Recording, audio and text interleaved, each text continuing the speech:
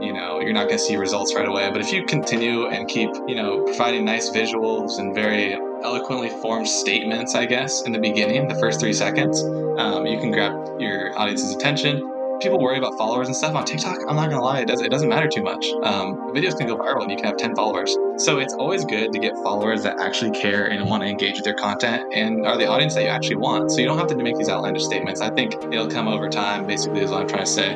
If you're more true to yourself and keep sticking with what you like to do and what you're knowledgeable on. You're listening to Ecommerce, a Debutify podcast, your resource for one-of-a-kind insights into the world of e-commerce and business in the modern age. This is Joseph. I'll be presenting a wealth of industry knowledge from interviews with successful business people and our own state-of-the-art research. Your time is valuable, so let's go.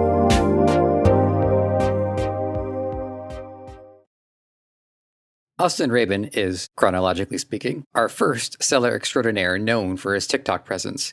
And as someone relatively unfamiliar with the platform, it caught me by surprise how in-depth the platform known for its brevity has become. One has to wonder what's coming down the pipe in 5 years from the time you hear this. And if you're listening to this in 5 years post its release, same question. Austin is eager to help people get to where he is. Like, not the same physical space, although it is nice where he is, in a parallel sense. So have a listen and enjoy. Austin Rabin, it is so good to have you here on Ecommerce. Thank you for joining us. How are you doing today? How are you feeling? I'm doing well. Thank you for having me, of course. Feeling good. It's a great day out today, so I can't complain. Beautiful day in Hawaii. I imagine that the days in Hawaii, for the most part, are stunning. Yeah, so it's literally, a high of 78 and sunny every single day since I've been here. There's been a couple of rains, scattered showers, but that's about it. We'll get into our warm-up question, but it reminded me of this commercial I had seen where this guy was trying to decide, he just won like a game show, and he was trying to decide between a luxury car or a week-long vacation in, I think it was either Hawaii or Honolulu or maybe the Dominican Republic. And he's like, fun in the sun. And then he gets there and it's just like torrenting rain. And I was just thinking, you know what? Even if it was pouring, I would still pick that over like some freezing temperature. It's just like how like a warm day where the rain comes down on us and it just feels good. So. Oh, that's the thing. It's also like when it's 80 and then it rains, it goes down to 75. It's still humid, so you're still warm. It's like a nice cold or like a wet blanket, I guess. But we actually hiked yesterday in the rain, so it's pretty nice. Oh, wow. Yeah. In my new apartment, they actually it's so new, they haven't finished it yet. So we're still waiting for our balcony to be unlocked. But like one of the things I'm looking forward to is to step out during the summertime, step out onto the balcony and just like let the rain hit me. And yeah, a bunch of people are going to see me do it, but I don't care. It's on my bucket list. It's going to be beautiful. Hopefully I'll have some revelations coming out of it, but for now, it's just the rain. Disconnect, take a minute, and get out there and breathe. Exactly. So, Austin, got a very important question for you. Who are you and what do you do? Well, my name is Austin Rabin. I primarily do e-commerce, usually through drop shipping. I do work with consulting sessions on the side. I am now, I guess, technically a small TikTok influencer. I do mentorships and looking into starting an advertising and digital marketing agency this year as well. Oh, terrific. Okay. I'll want to touch on that. We'll definitely get into that as we roll through this. You are, when I checked, maybe it was out of date or not, but you're like in your mid-20s, right? Yes, I'm 24. 24? Okay. And how many years have you been in e-commerce? That's a great question. So technically around 6 years I've been in e-commerce, very, very smaller scale through college, not even selling on Shopify or anything like that. But for drop shipping and Shopify, that experience is just over 2 years here. Yeah. So I think one of the first things you were doing was you were just, you were like buying and selling shoes on eBay. Yeah. So I started off buying and reselling pretty much all my stuff throughout college. In like a year, a girlfriend and I think did like 60K on Poshmark and like another 25K on Mercari. So just another selling app, kind of like eBay. Oh, wow. I haven't heard of those ones, to be honest with you. There are so many out there. There's so many ways to make money on the internet nowadays and so many different selling platforms. It's pretty incredible. One of the things we wanted to make sure we talked about is, we're getting into your background. So prior to even getting into that early phase of e-commerce, I know I looked into what you were doing for schooling and I've dropped it like it was was about to say like it was hot. I didn't mean to quote the song. It's not where I was going with that. Anyways, so yeah, let's go through the through and on of this. What you were up to prior to e-commerce and how doing business online was appealing to you. Doing my own thing and just having the entrepreneurial spirit has always been, I feel like, in my blood. I've been selling like, I'm not even kidding, like duct tape wallets in elementary school, like yo-yo strings in elementary school. So it's kind of funny, but 'cause everyone kind of saw it coming in a way. But my background mainly before e-commerce was kind of just college in general. So I was doing supply chain management as a major, and then business sustainability as another major at Arizona State.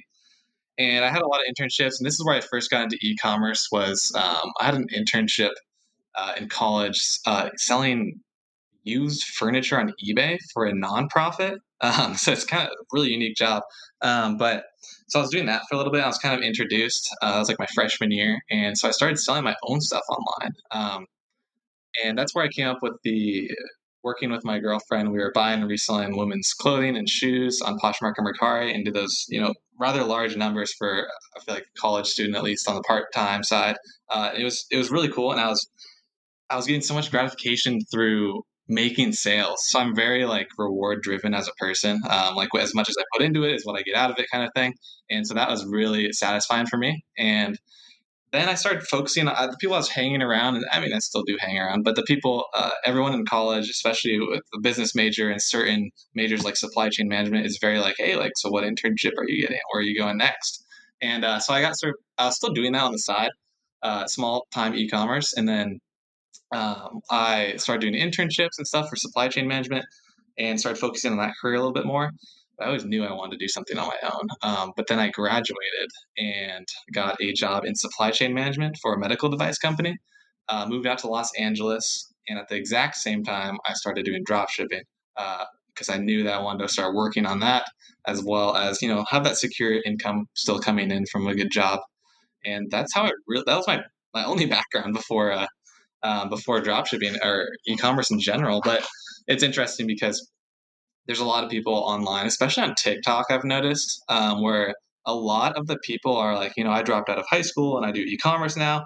So it's interesting that maybe not everyone, it's mainly what I see on TikTok, but I have a little bit more unique background because I do have a sourcing side in the background. Was program management for sourcing for a bit and stuff like that. So I do have a little bit of a unique view on sourcing products and quality of products as well, which is kind of cool. Helped me get to where I am now. One thing that I've observed over all of the people that I talk to is that we have a lot of people who have the business background and they do flow into it, and it does seem to be a more of like an understandable transition, but it really is all over the place because we've also had people who were in completely unrelated fields.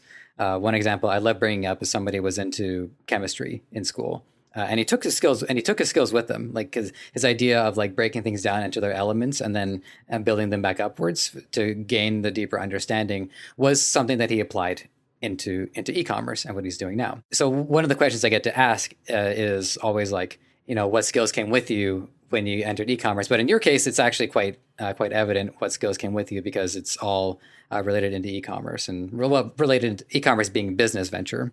So there wasn't really much that had to like, I don't know, there wasn't much weight that you had to shed. It all just kind of like came with you and it all just flowed naturally. Yeah, I would say so. So supply chain management is a little bit newer in terms of majors, and the focus on it is really logistics, procurement or sourcing, and operations. So it's kind of funny because those three aspects are really what you need to focus and hone in on to have an efficient supply chain in your e-com business as well. So it's all about getting those margins up in the end, right? And so really hacking away at each of those individual aspects or variables really gets those margins up. And it's kind of cool that I could bring that educational background to it and hands-on experience back into e-commerce. So it did drive me to the success that I am today, I would think. Okay, so one thing I'm wondering about with selecting supply chain management is not that I understand how doctors do it or anything like that, but they do try to figure out what their specialty is if they want to become a pediatrician or a family physician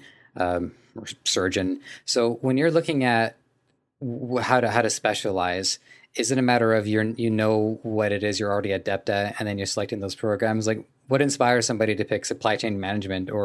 And then I also want to know too, because I'm just curious, like what other options would have been on the table at the time?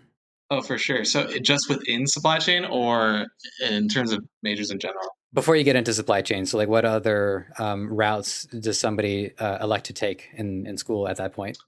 So you've got like business data analytics is pretty heavy in the supply chain field, and at least at Arizona State, it's some of your requirements to graduate, the credits that you need. You get some business sustainability, you get your finance 101, you get all that stuff. Entrepreneurship is also a major, which is interesting. I think they're adding now digital marketing specifically, which is fantastic because I have a lot of people that are asking me what they should do in college if they want to pursue e-commerce, and that's a big one, right? Um, but I was kind of introduced to all of those things and just kind of fell in love with supply chain more than any of them. The final part of this that I want to get a picture of, and I should let you know that I am to an extent asking this for my own sake as well, because I'm constantly kind of like in the need for inspiration and motivation to kind of step up my game. It took me. I talked to you about this before we started recording, but it took me a while to like actually start setting up my own Shopify store, and it's there, but there's still like a long road ahead. So what I'd like to hear about now is over the course of a week. What does your day to day look like these days? Where are you logging your hours for? What are you working on? Time you're putting aside for mentorship. Is just what is the day in the life of Austin Rabin look like these days? It's so fun.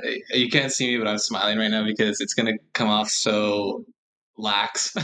But right now, I'm really because we just came out to Hawaii, so we're enjoying that a little bit. Right? It's hard to get out of vacation mode sometimes, but you do have to keep our priorities straight. But my day to day kind of looks like any mentorship calls that I have slash asking or answering any questions or helping out people. Usually within the morning, I do have a time frame to run those calls, and then I work on my dropshipping slash Shopify stores the remainder of the time. So it depends. That's I get that question all the time, Drew. How many hours a day do you spend on you know Shopify and all that? And it totally depends, right? If your ads are running perfectly and everything's running smoothly, I'll spend 30 minutes and I'm done for the day, right?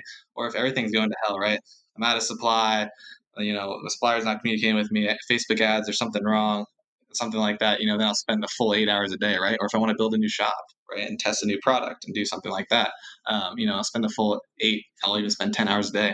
But right now, it's really like mainly doing mentorship work, working on my own personal stores, connecting with a lot of influencers right now. I'm looking to get into more branded stores and kind of sharing equity with some people that I'm working with right now, which will be interesting. And now I'm doing a lot of research on ad agencies, social media marketing agencies, and all around digital marketing because I do want to venture into that in this year. But that's kind of what a typical week looks like after usually hitting the beach every day and then either hiking or been picking up surfing as well. So a lot of fun. It's a lot of play right now, which I need to start honing in on my motivation and mindset here. Yeah, I mean it's all relative, right? I mean there's a lot of people that don't have they haven't earned the freedom the way you did, and I use earned in all sincerity, because there while you do have your background in school and that does offer you some edges, like I was saying, there's people who had went to school, or some people who didn't even end up going through school, and the opportunities are there for them just as much as they are for everybody else. So it helps to inspire people, and it's something that I wanted to ask you because, like I said, I'm kind of like in a position right now where I could stand to go for a little bit of extra inspiration of my own. And one of the things that we were kind of touching on before we started recording that we wanted to talk about is that it's not all like sunshine and surfing. Sometimes it's 8 hour you'll have like 8 hour nightmare. So let's hear about the some of the I guess the darker side of what goes on. Where what are some of the harder days where things are really starting to like pile up, and how are you dealing with it? Yeah. So the darkest day you can have, if you were, you talked to a lot of exceptional people on here, but some of the darker days that I can personally have, and someone that is starting off and getting into e-commerce, and if they're using Facebook ads heavily, Facebook ads can be a nightmare. Uh, it's one of those things I learned earlier on of don't put all of your eggs in one basket, right? So if you don't have your organic traffic set up, or you're not using or taking advantage of other social media platforms to advertise on and build a brand and loyalty, and just worship Facebook. Hopefully they're not listening right now. But so the thing is, you get hit and you're not prepared, and you just started off, and you have one personal Facebook ad account, and you get hit with the ban. That's a stop on all operations. That's happened to me earlier on, and it's devastating because you go from these huge revenue days, you're spending $3,000 to $5,000 a day in ad spend, and boom, all of a sudden it's none, right? So then revenue goes to zero, and you're working all this back up. You're peeling. That's the nightmares, really. That's the biggest nightmare I've personally had. It's a lot that a lot of people deal with, and it's something that I think Facebook does need to fix and work around. But if I can give any advice, it's to avoid headaches when you start off dropshipping or whatever you're doing in your e-commerce journey. Make sure you're following all Facebook rules. Make sure your account is seasoned. Make sure you have backups and all of that, because it can be a headache, especially if you're a one-man team. So do you remember in specific why you were banned? Oh yeah. So, well, it's fine. So I've had a couple bans, right, on a couple different accounts and things like that. The first time was circumventing the system. So it's a policy that Facebook has, and it's basically saying that you're trying to trick the algorithm in its way of securing advertising. So what happened, and this is a little tip for if you guys don't know this, when you have your Shopify and you have a product out there and you have the name of the product, you can change the name, and at the bottom there's actually the URL of the product. So if those don't match and Facebook notices that, they think that you're trying to trick the system by, because circumventing the system can mean a lot of things, but the one I got hit for was saying you're advertising for a red carpet, but you're really actually selling a brown couch, and it says, oh, you're advertising the wrong thing, misleading them to a different website. And what was really the issue was just the title of the thing. I changed it, and it didn't match up, and they got hit me with that.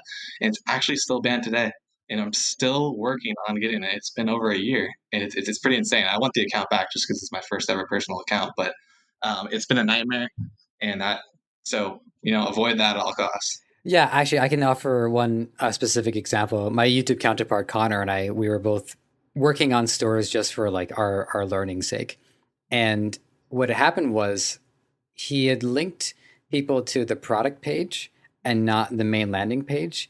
And that was the same thing. That counted as a mislead because we were supposed to send people to the website and not send them directly to the product. And that got his account. Well, he was able to reopen it. It wasn't like the harshest ban. He wasn't catapulted out of the kingdom or anything like that, but it was still bad news. It was still something they had to deal with. All those little details can add up and can surprise people. Yeah, and if you don't have a marketing expert, you're not grateful enough to have a contact at Facebook or anything like that, it can be a complete nightmare. It's very hard to get a hold of them and very hard to explain, why you didn't do this or why you did not mean to, and there was not intentional and there's no, mischievous act going on. It's very difficult. Yeah. So actually, one of the questions I did want to ask, this was like a little bit later down the list, but since we like halfway answered it, I thought this would be a good chance to run through it anyways, which is like some of the main dropshipping mistakes you made and how to mitigate them. Some of them have been covered, but I don't suppose there's any other ones that you can bring up. Customer service. I scaled rather quickly when I first started off. I went from becoming profitable, net positive, to my first $1,000 net profit day within 3 weeks. So that's a massive scale. And it's totally doable, and I'm really aggressive in that way. I don't always recommend it because you need to align some things to get your ducks aligned first. But one of the issues that I had was customer service, which and then turns with reviews and people reaching out and commenting and reporting it and things like that, because I didn't have the customer service channels put in place yet. So I totally recommend one, scaling a little bit slower than I was, and also getting customer service channels aligned. That can be anything from frequently asked question pages to automated responses from emails. Make sure tracking is set up properly and all of that, because it can be a huge nightmare. Yeah, I think what I think happens, and I can put myself in this position too, because I can see this happening to me, which is the allure of the success people can get. And sorry, maybe allure implies that it's not actually there. So it's not a siren song. The draw of success might compel people to skip a few steps before they start scaling their business, and then all of these things that could go wrong on a small scale are going to magnify all of a sudden on a big scale. Yep.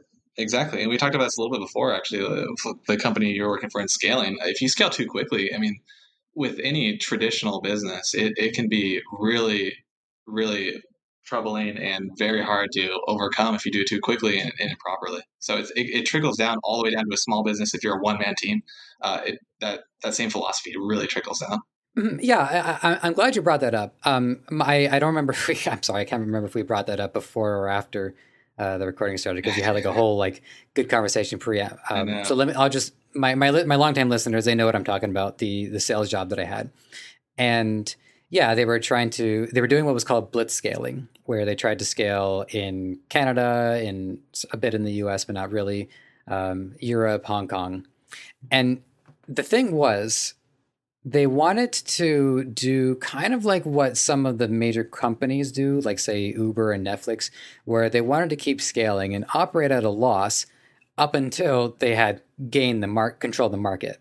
And then the cost would start to level out because there wouldn't be any competition and they would have their teeth sunk into the market. So it was very high risk, and well, it didn't really pay off. It's so hard to do that, especially, and it's funny that is obviously at a lot larger scale, but again, they just do trickle down to a one man team at some point, and you really have to really bring those strategies along with you and learn from large companies' mistakes because they do apply to you.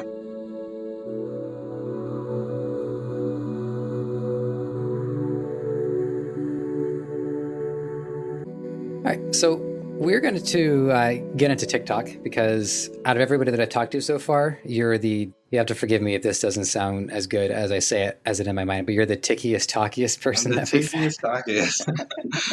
You can use it if you want, but if you don't, I'm also not going to be surprised. I like it. It's not bad. Like, it's not bad. The most well-seasoned clock, just TikToking around. I like it. There's a couple of threads to go through. Some of them also has to do with like you get different generations and how the different mediums are influence them. The difference between us, I think, is like 7 years, which might not sound like a lot on paper, but it's substantial, especially when you're talking about how rapidly the internet develops and the formats that people latch onto.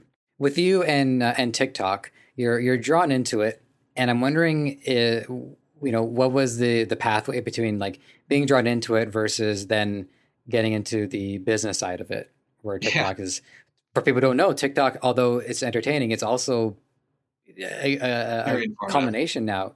Yeah, it is very informative. And there's a collaboration of like-minded entrepreneurs who are just dishing out bite-sized insights into their content. So, have at it. How did you and TikTok get along so well? I downloaded TikTok a while ago, so before I was even making any of these videos, and I obviously, it's so funny because like I put on like somewhat of like my business persona, right? When I'm talking to people and making these TikToks and stuff, I'm like a huge goofball at heart. You can ask anyone that knows me. But so I first got into TikTok just because I was watching all these like funny videos. I started making like these just like so cringy, like just funny videos for me and like my friends that thought they were funny and stuff like that. And then I deleted that channel. I don't know if you can still find them. So if you find them, please don't watch them. But and then I was just watching it casually on for a while, and then I got introduced to like someone's channel. I can't remember who on TikTok, and this was only like 5 months ago, maybe, when I started my TikTok. So I'm totally new to like all of this, and I saw something about like Shopify, and it's funny. I saw it, and it was like an inauthentic person, like they were like faking like numbers or something. And I was like, "What is this?" And they had like 1 million views. Like, how? And then so that kind of prompted me to like look for other people that were genuine to what they were doing.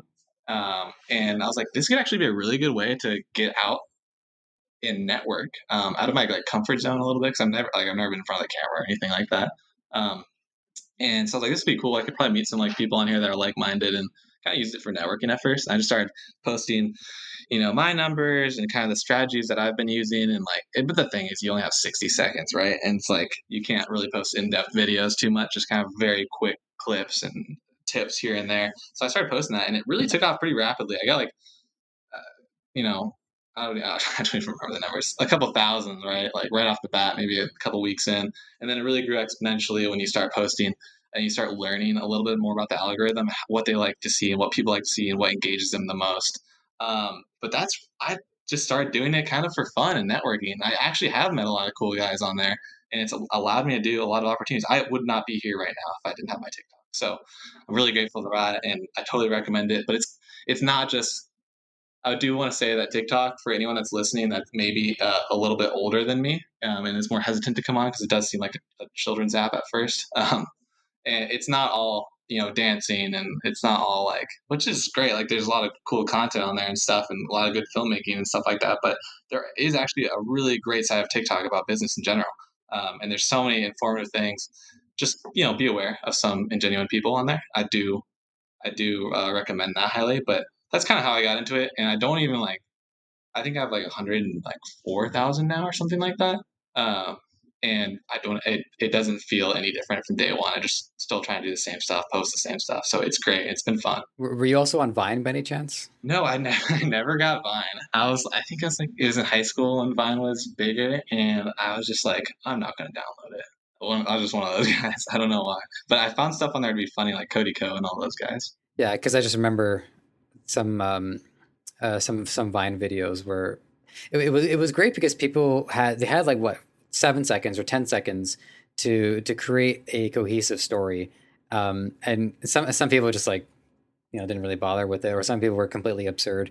Like there's this one comedian, Will Sasso, who he would like as soon as the word lemon was uttered, a lemon would pop out of his mouth and he would spit it out, and that was that was the whole video. It was just him like he's like, where do I find Bret Hart's house? And then there's a tablet with I think like Macho Man Randy Savage or Hulk Hogan be like, turn left on Citrus Avenue, brother, citrus, and he just spits a lemon out. I was like, this is the craziest 7 seconds of my life. But Oh yeah. what I appreciate about it is one of my philosophies on creativity is that limitations are some of the best thing that a creative person can ask for, because knowing what you can't do allows a creative person to filter out all of those options and just focus on what they can do.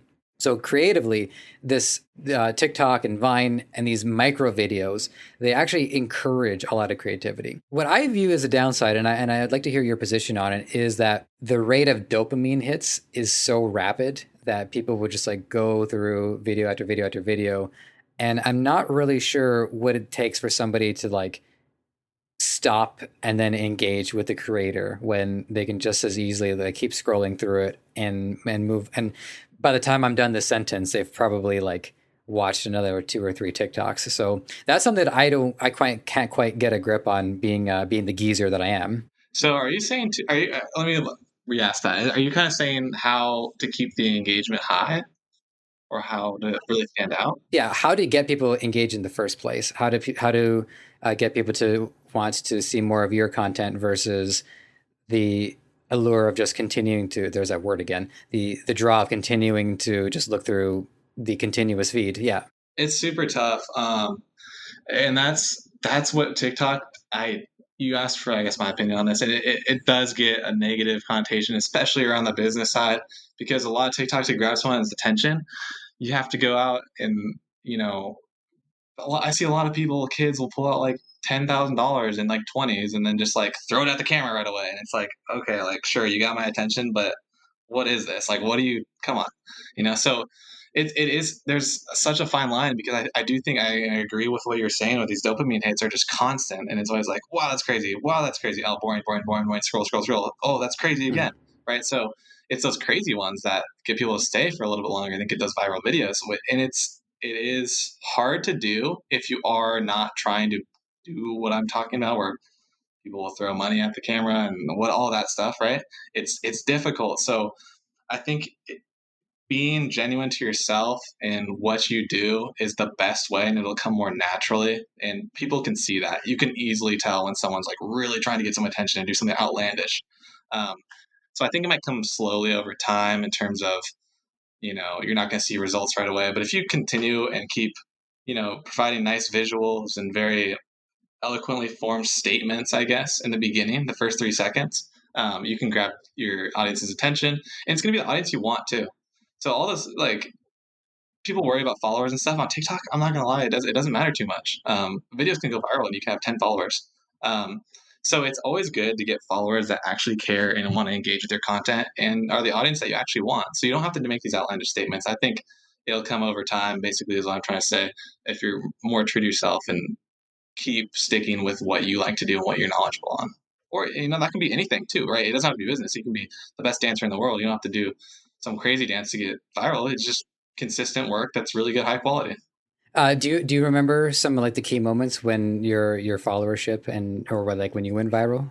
I personally don't get like too many like dopamine hits from like viral videos anymore. I don't know if I'm just like numb to it, or I don't value it maybe as much as some other people. But the one that really sticks out is actually not even related to drop shipping, not related to Shopify or anything. It was actually when I moved out to Hawaii here for a little bit, and it got like 3 million views overnight. And I just made an informative video on like how to like get to Hawaii and what it's like here during coronavirus. Keep in mind we did play it completely safe and followed all the rules. But I got so much hate. I got like death threats and all this stuff.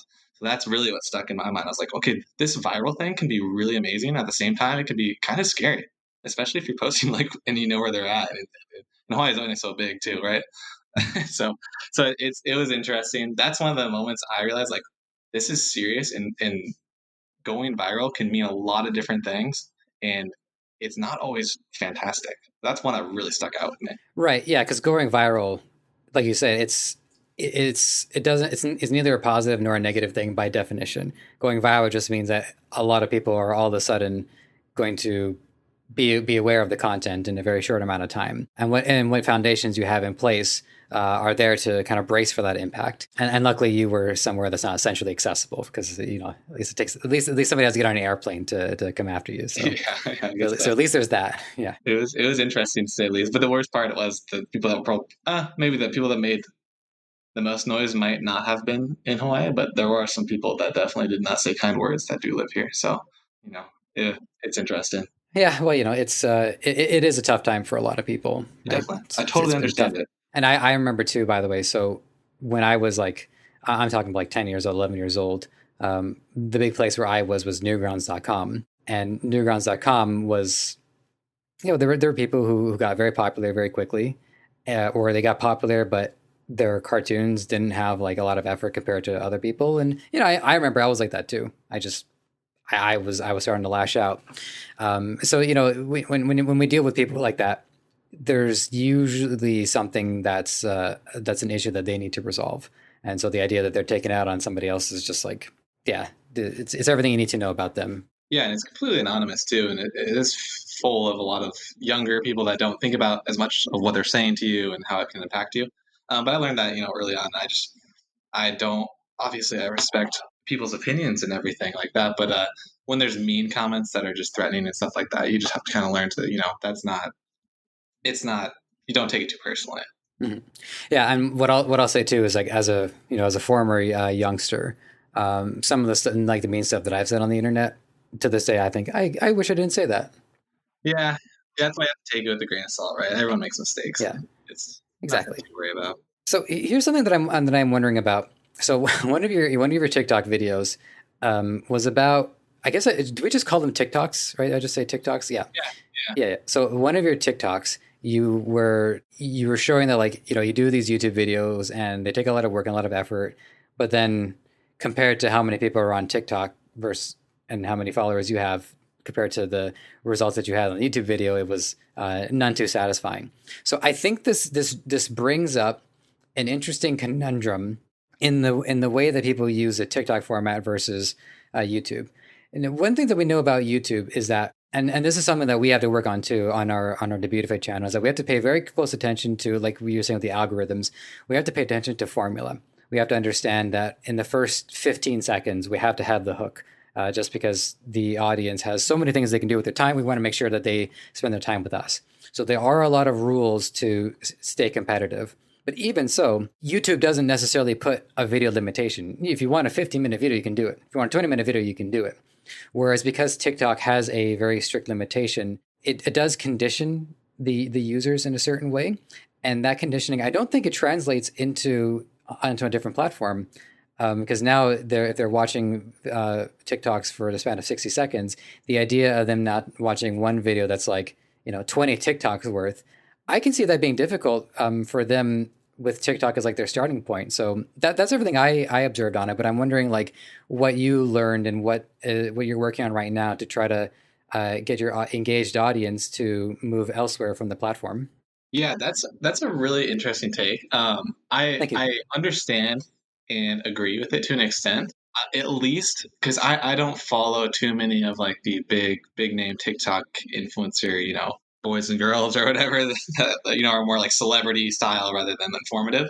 But at least for this audience, and I would imagine the people that are listening to this podcast are mainly business oriented to some extent. I don't know if I agree fully that it's extremely hard to get people to move over to a different platform, because I see TikTok as an elevator pitch almost, right? So when you're saying like you got 15 seconds or a 60-second video or anywhere in between, it's kind of you saying like, hey, this is what I know, this is how I did it, here's a brief explanation. If you want to see the full video, like check out my YouTube channel.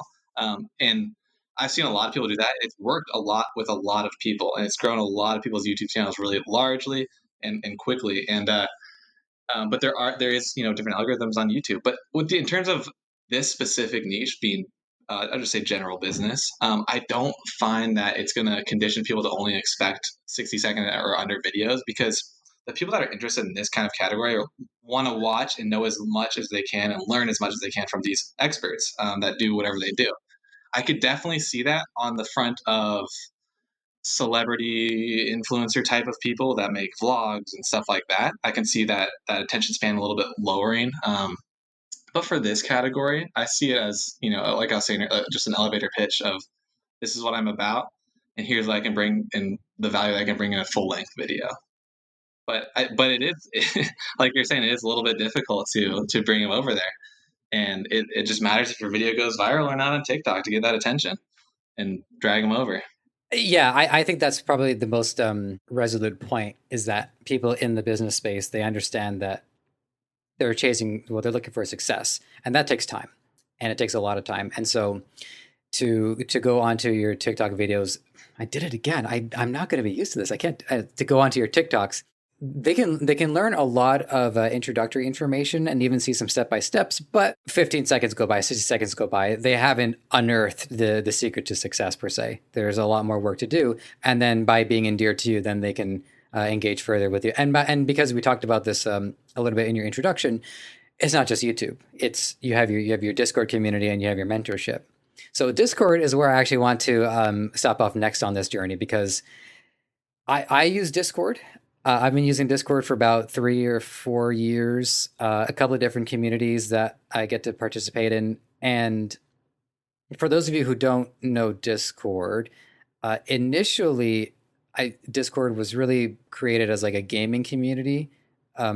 It so much so that the logo is a controller with eyes. And in the same way that TikTok, which may have just been devised for fun, is being used as a way to help bring like-minded people together and to show people pathways to success. Discord, in your position in particular, is focusing on the community side of it and how you're able to build a community of like-minded people. So what goes on behind the scenes? What's happening on the Discord, and what do people come to expect with your own presence on it? Because I don't know if are you like to the point where like you're jumping into calls here or there's like, hey, what's going on, guys? Oh, Austin, hey. Yeah, I need to do a little more calls, but it's more like Discord's fantastic, and I was familiar with Discord just from doing gaming and things like that with my friends. So I'm familiar with the platform, and then I saw that like you could have these new communities and chat groups and make them private, and you can have monthly access to it and all this stuff. It's crazy what it's evolved to. It's and they've done a great job scaling it into that way, which is great. But my Discord personally, I know there's a lot out there. There's finance Discord, there's stock Discords, there's dropshipping Discords and all that. But mine personally is where I post. I try to post a new video every 1 to 2 weeks ish on it. It's basically a YouTube style video. Sometimes they're longer, some of them are 30 minutes long, and they're really my strategies and more in depth tutorials about how I view dropshipping and what my take is on dropshipping and where it's going and how to do it and the strategies that I use. That's the main like selling point of getting in the Discord, I'd say. And then the rest is I'll pop in. I try to hop in every single day, answer questions. Some people will at me, but the community in there, I don't know the exact number. It's over 100 something, high hundreds, I think now. It's only a few months old, I think 2 now. But it's a community, and there's a bunch of different chat channels, right? So there's drop shipping, there's general business, there's credit cards, there's website and SEO, and I try to cater each category or channel, which is they are, I guess, they're the Discord channels, to that specific topic. So if people hop in there and they say, "Hey, has anyone ran into this issue, or has anyone like had any luck with Snapchat ads lately? Like, what's going on with the cost per purchase, or what's this all about? Can someone help me with these metrics?" They'll post a video or a screenshot in the channel, and I have an awesome community in there. They're all fantastic people, so dedicated to the craft, and it's amazing how many people reply before I do, and it's like, oh well, I guess he answered it already. But so it's really cool. People ask like, like, oh, I'm applying for this credit card. Like, any tips to get it? I have this credit score. Like, what do you think I should do next if I get, not approved? And and everyone is quick to help out and say, hey, well, check out this one. I use this one. It's really good for dropshipping. So that's really what it's about. It's a chat community involving all things e-commerce. And then I also post this quote unquote tutorial videos in there. Again, something that really sticks out to me from that too is that you're making like specific video content for Discord, and I don't know if that video content makes its way onto YouTube just for like safekeeping, or if it really is just like Discord specific. It is Discord exclusive. Yeah, so it's a premium service. I go way more in depth into my personal strategies, which I don't exactly want to take onto the YouTube platform at this time. Yeah, I get what you mean. Like there's people that you want to share it with because they've more invested in what you're doing and they would understand it, more intuitively. Okay, that checks out.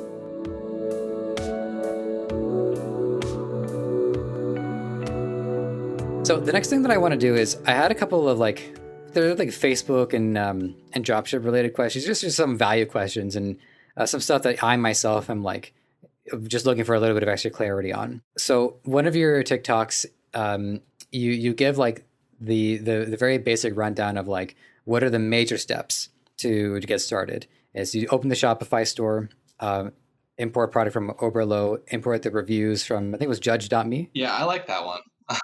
Yeah. And then there's the Facebook ads. Now, Facebook, and like we alluded to earlier, Facebook gets like really complicated really quickly. You don't have to treat me like one of the Discord users, but I would really love to hear like your basic rundown of how do people start doing Facebook ads. For people like myself, I haven't run a Facebook ad yet, so like how would I want to start this? How do I want to like what's the firm that you use? Well, if you can give that part away, I understand if you don't want to, but like what can you give people who are just ready to get started on doing their ads? Well, first of all, there's so many different strategies, right? And the strategies that I use are not going to work for everyone. If I pass along my strategy to a different company or a first-time dropshipper, it might not work, right? So I do want to say, hey, if you're starting out with Facebook ads, it is a entirely different beast than anything else. There are so many variables in Facebook and so many metrics to read and so many options and routes to take.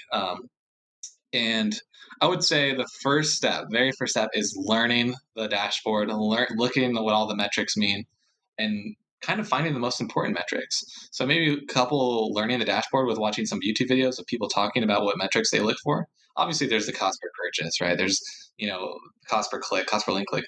But which ones are you really looking for, and how, and what do they mean, and what do they represent for your website / product and targeting, right? So if you have extremely high CPMs, a cost per 1,000 views or impressions, if they're super high, $40-$50, people think that's so expensive. This is not working. Like, well, what's your click-through rate? So what kind of traffic are you getting to your site, and are they converting? They're like, yeah, they're converting. It's going pretty well, but it's just so high. If I got that lower, then I'd make so much more. It's like, well, no, you could just be targeting very, very specifically and very niche, and it could be perfect for you. And so there are so many different variables in going into Facebook ads that you have to look out for and test. And one of the biggest tips I give, I say it in like every other video, it seems like, on TikTok, but it's go in with an open mindset and make sure you have a solid Facebook ad strategy. And people are like, what's the solid strategy? I have my own personal strategies that I use that are like on the Discord. They're a little bit hard to explain. It's like a 35-minute video or something, but we don't have that kind of time. But I just want to say that going into Facebook ads, don't be discouraged when you spend some money and you don't get the results you want. It's all about testing. It's all about refining your process and making sure your targets are correct And then if you think you have the best Facebook strategy ever, it could be your product, it could be your advertisement. So that's the three biggest, variables I think are web design. So trust, your landing page, how you present the website, social proof, that all goes into that. And then there's a Facebook ad strategy, which is there are so many. There's funnel strategies and all retargeting campaigns, lookalike audiences, all that stuff. And those are all individual to the person, the type of brand that they want to build, in my opinion. And then there's the ad creative, which is super important. Very, really similar to TikTok. You're going to want something that's engaging with your audience. You don't want something that it's a black screen that just has some text on it. People are going to scroll right past that. You need to be very engaging and targeted correctly.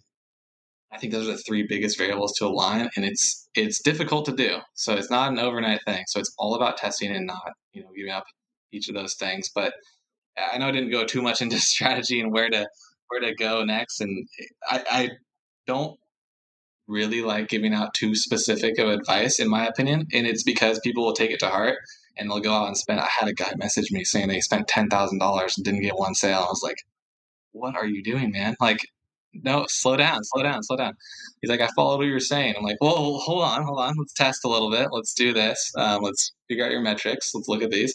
And it's funny because I just don't like, saying do this, and you're going to make money, because people take that to heart and then they don't, or it doesn't work for their strategy or their product.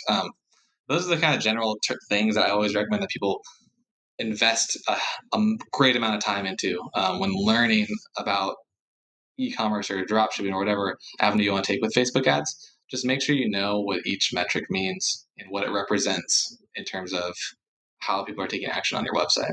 I appreciate that. And I as I was asking it, I didn't think I was going to get like a complete step-by-step, like step one, in the first 5 to 10 seconds, you establish this and this and this. Like that to me seemed like, okay, there's no way I'm going to get that. But a lot of these really are about mindset. And we were saying about, here's like one takeaway is like, understand the dashboard, know the tools first before doing anything. And then testing is key too. And I think the testing phase is the next step beyond getting ready to run the Facebook ads. Is that the testing phase is the thing between the ads starting to take off and generate your first sales and not doing anything at all. So that's a key takeaway too. We have to keep in mind, and this isn't the first time we brought this up, but it bears infinite repeating. One step at a time. We test these things first. We start to get a feel for what's working and what's not, and then we move on from there. Definitely. And I just really recommend people, that anyone that's listening that's testing and trying Facebook ads, don't get discouraged if you don't make sales within your first week even, right? Learn. It's all about trial and error in e-commerce. I got to say, I have no idea how this happened, but we're already like 50 minutes into this interview. I thought we were going to be like 30 minutes. So we still got time. We don't have to get to an ad here too quickly. A couple of other value questions for you. One of them is something that I suppose I could go look at the definition, but I'd rather hear your take on it, which is a micro stacking. The reason why is because you're the first person that I heard that term from. So would you mind running us through this real quick? That's $1 million question. I preach about the micro stacking strategy. So if you have a large audience size of 100 million people, we can break that down even further into a specific niche, and then from there into specific categories or pages or interests within that niche. And it's basically taking those small pockets of audience, grouping them together, and grouping them in multiple groups, testing those groups, and then breaking them back apart when you have successful ones. So say you have a small micro stack of those micro interests, and that one's getting pretty good results on Facebook ads, and the other 3 or 4 that you're running are not. You would cancel the other ones, and then the one that you have that's successful, you look at the interests that are in there, break those interests apart, and start testing that way, and really refining your audience. And when you break those apart, some people are probably thinking right now, oh, those audience sizes are going to be 100,000 people. It's having that interest coupled with other things, right? And then you start testing on those specific interests and expanding it back out to get that audience size that you want. That's basically the very high level microstacking strategy. And also, like 100,000 people in an audience is still like 100,000 potential customers. That's yeah. Like I understand the whole point of trying to reach as many as you can without going too far off the the path of the niche. But I feel like if I was like reaching out to 100,000 people, I'd be pretty I'd be pretty pleased with that. There's certain things that like once if I have to say if, because no guarantees in life, but if I get to the point where I can start to play the game on like this on these levels, then maybe at that point I'll be like, wow, 100,000, there really isn't much. But from my position, it sounds it sounds plenty. It sounds like a lot, but you'd be surprised if you've got some well orchestrated ad creatives and it's really engaging. You have really high quality ad rankings and stuff like that. How fast it can reach that 100,000 people, and you can really exhaust them, I guess. So Mm-hmm. another thing to pay attention to is frequency, real quick. So anytime your frequency goes too high, it means how many people have seen the ad multiple times. So pay attention to that as well. A little tip. Okay, yeah, that makes a lot of sense. Okay, so these next two are AliExpress related. One of the major issues that you address is shipping times. So in my position right now, full transparency, I've got my product overload from AliExpress. What are the options that I have to get the product out of China quicker than 14 days, knowing that e-package is like a close call? Yeah, even e-packet can be up to 30 sometimes, depending on your location, depending on how residential or I guess more rural. Sorry, the location is for the package is going. I always recommend reaching out to the supplier directly and asking what options that they have, because a lot of times they're not listed on AliExpress. This is actually how I found my agent way back when. Um, and for reference, he can still ship out of China and get it to the U.S. in 6 to 8 days, which is a lot faster than anything else you're going to see on AliExpress. And this partnership, and he's my agent now, I guess. Really came from asking a question on AliExpress to the supplier. Hey, can I get some faster shipping? What's going on here? And then we just formed this business relationship, and it's been great ever since. But always reach out. Not all the options are listed there, and they do have ways to get things faster to the US, and sometimes they even warehouse in the US. Okay, great. And then the other side of it too, the other question that I wanted to ask was about the agent. So when you started connecting with them, what traffic did you have? Because I'm wondering if like somebody without any leverage still has the ability to do this, or if there's certain milestones that have to be crossed first before the agent will even like check the message in the first place. Yeah, so that's I get that question a lot. And it's I would say consistency is the biggest thing, and it obviously depends on the price, the cost of your product, how much money they're going to make off of it, and stuff like that. But if you can show consistent sales, you can definitely reach out to someone to start warehousing personally for you and private labeling and packaging for you. They just like to have everything is very cheap in terms of storage and custom labeling there in Shenzhen and places like that. But the point is consistency. So if you can say, I'm and be really communicative with your agent and say, hey, I'm doing 100 sales a month or 500 sales a month. I think I'm going to see this for the next 2 months. I'm going to try to scale, and I'll let you know if any other orders are going to be coming in faster, so you can prepare space, literally space. So I don't necessarily think that the number is too important. You're going to want just consistency and communication with your agent and letting them know what's going. If you're slowing down, if you're speeding up, otherwise they can easily just say, this isn't worth it for me. This is too inconsistent. This doesn't make sense. I can't do this anymore. And I'm gonna have to go back to shipping through AliExpress or whatever. So not necessarily a number you have to hit. It's just more of consistency. That makes sense. All right. Well, that was our value pack section. So I thank you for that. We're gonna get to an ad here pretty soon. So I wanted to ask you some questions. This is like just for fun. So just like decompress, sit back, relax. So here's one that I found like it wasn't okay. It wasn't hilarious, but it was. It's sometimes when you laugh because something is like so.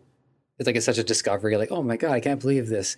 So I going through your TikToks. One of them was like, I have to apologize. This could have been one of your YouTube videos, but you were just talking about how one side hustle that you can do is to get a drone and do like drone footage of real estate and then work with real estate agents to sell them that drone footage.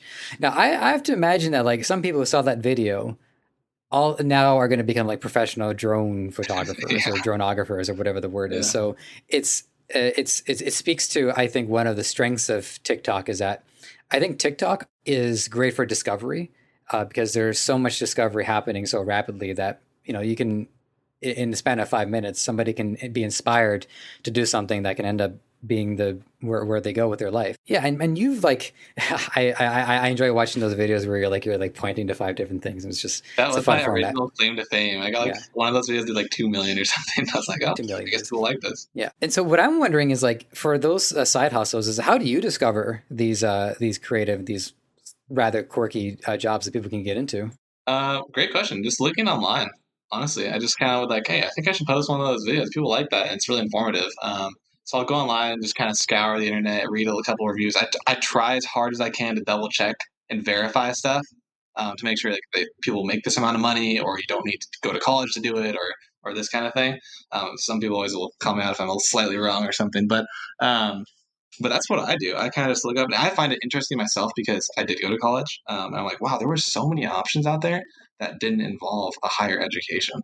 Yeah, I mean, I had a 2-year college degree in comedy writing and performance, and then it works out here in the e-commerce world. There's not as many comedians, so it's something that I can do. So one of the things I wanted to make sure that we leave you with is if there's anything that you wanted to share with us about your branding, your advertising agency. I should have asked that like a little bit sooner, but before I Oh, forget, right? yeah, no What do you problem. have in mind I for it? What do guess you want to do with it? that's a good question. What I want to do, I wanted to work and start more of a digital marketing agency. The plan is to start creating it this year and taking on some clients. I already do have a couple in mind that I've spoken to, but it would be an all-encompassing digital marketing typical agency, right? So we're going to do web design. You can opt in for your ad creatives. You can have Facebook ads run by one of our experts, manage your social media pages, all of that, and then really try to work with already established brands that are maybe doing e-commerce already and already doing revenue, but really want to scale that don't know how or don't have the capability. That's where the gap I see with a lot of smaller businesses, and that's where we want to focus and kind of capture that market and fill that gap there. Hmm. Sorry, Okay, I don't right have too on. much information on it right now. It's still No, it's cool. It's cool. I just wanted to just make sure that we put it out to the ether just in case. Well, this will be the last one before the wrap up question. So this is a question that you pose about one of two options. It's the Elon Musk question. On the one hand, people can have two whole Bitcoin and an e-commerce store that generates 40K in profit a year, or one-on-one conversations with Elon Musk once per month. Now, I got to tell you, this is hard. It was hard, but I decided I would rather have the Bitcoin and the 40K profit because I don't have either of those. And Elon Musk is out there. Like he has his video content. I can watch him on the Joe Rogan Experience. So there is a lot to learn from him. So as great as it would be, maybe like the first couple of times, I feel like after like the sixth or seventh meeting with Elon Musk, I've sort of like run out of things to really like pick his brain about. By like meeting 8, I'd be like, all right, that does it. Can I try the flamethrower? And then that's like the apex of it. yeah, So literally. what I'm wondering is like, what if you'd be willing to answer that for yourself, and then maybe if there was any like interesting takeaways of anybody else who talked to you about the question. Yeah, the most interesting takeaway was people thought I meant 1v1 Elon Musk like a boxing match or something. I Oh, was like, oh, okay. well, Well, that doesn't change my answer, but yeah, like, yeah. I guess you'd fight Elon Musk if you hate him for some reason. But I would go with one of the two that you chose as well. I wouldn't pick the Elon Musk one. And my reasoning behind that is because there's a couple reasons. But one is that Elon Musk, he didn't build any of the rockets himself. He didn't build the Tesla, right? He really commanded people and led people and had the idea and the concepts, but he had the right team behind him, right? So he has a massive amount of employees, right, that help him achieve these goals that he has and dreams that he has. Obviously, he's a very intelligent man, but it's not just him. He's not a one man show. So to have a one on one with him, he's going to say, okay, you're going to need this department, you're going to need this kind of director, you're going to need this operation, you're going to need these engineering professionals, and that's a lot harder to manage than you would think. I would imagine. I haven't done it, so I don't know if there would be too much benefit out of it besides these crazy conversations. Um, so that's why I like either of the two options because you've got the tangible asset in front of you of money or some form of currency, and you can really, especially with the guaranteed drop shipping store for $40,000 a year, that's a lot of people's salary, first of all. And you can use that to reinvest in yourself, reinvest in anything else that you want to do outside, or you can live your life and not do a single thing after that. So I would choose one of those two options. Same as you. I think that Elon is overrated for the one-on-one. Well, I mean, for me, I noticed two things about that. One of them is that 40K profit a year is actually quite reasonable. Yeah. Like, I think if you had started to say like 200K or 300K, well, okay, come on, people, course, 300K. Like, I could just buy Elon Musk's time. Yeah. And then the other side of it too is that Elon Musk is, he's a well-known influencer, and his time is valuable. Feel free to come on the show, Mr. Musk. We'd be happy to have you. I'm not going to peer pressure you into smoking anything, but I will peer pressure you into letting me try the flamethrower. But I think it's just in general, it really speaks to the time that we live in. We have so much information available to us. If you want to know like how Jeff Bezos did what he did, he's said it. He said everything. He's got his books. He's got his interviews. So anybody that we admire, we can certainly learn from. So I think it'd be more about like if there was somebody that I wanted to have like a personal friendship with, that might be a little bit more of a motivator, because then it would just be somebody like, how hilarious would it be for me to like text somebody that I admire and like actually be friends with this person? Like that would be rad. Yeah. I was fascinated by the question as well as like the variables within the question. Yeah, I thought it was pretty cool. I thought about it for a second because that's a good point you're saying. I'm trying to make it reasonable with 40,000. I was trying to make it like as hard as possible to answer. And then the 2 Bitcoin is the wild card. Right. My view on Bitcoin. Yeah, like I think with Bitcoin, well, I didn't say this in the Bitcoin episode, but what I've considered since is that I think Bitcoin is the kind of currency that like will be there for us when we die, and then we wake up millions of years later in our new bodies, and the cryptocurrency is still there. Like, oh, your 2 Bitcoin has yielded, and here's your house, sir. Oh, wicked. So that's why I want Bitcoin. It's just I just want that crystallized data to stay with me. Exactly. All right, Austin, this has been a blast. Had a lot of fun. It was great to learn from you. Just great to hear what you have to say. And the last thing that we got to do is, if you have any parting wisdom that you want to share with us, an answer to a question I didn't ask, this is the time to do it. And then let people know how to find your content and how to find you. Yeah, definitely. So I want to leave with one thing, because I talked about relatively quickly strategies and things like that. I do want to leave with just one piece of advice, and it's keeping your mindset right. When you're going to do anything in business, having mental health in check and having your goals and motivations written down and in front of you every day is the best thing that you can do. And little goals to achieve a massive goal is something I really follow and like to live by. The idea of just making a company overnight and, next week I'm going to do $100,000. That's, you got to be reasonable and have your mindset right, and you can be successful to your limits. And then how to reach me would be, I guess I'm a TikToker. You could find me on TikTok. It's Austin Rabin, I think is just what it is. And then I've got my YouTube channel that is newer, and I'm still trying to post content. I'm trying to aim for 2 times a week now, which would be great for more full-length content. And that is also just Austin Rabin. Instagram, austin.rabin. And then I did want to say that I do now offer mentorship programs where you're actually going to talk to me one-on-one, similar to fashion like this, actually, on Zoom. So if you're interested in that, hit me up on any of those platforms as well. And if you are a larger small business,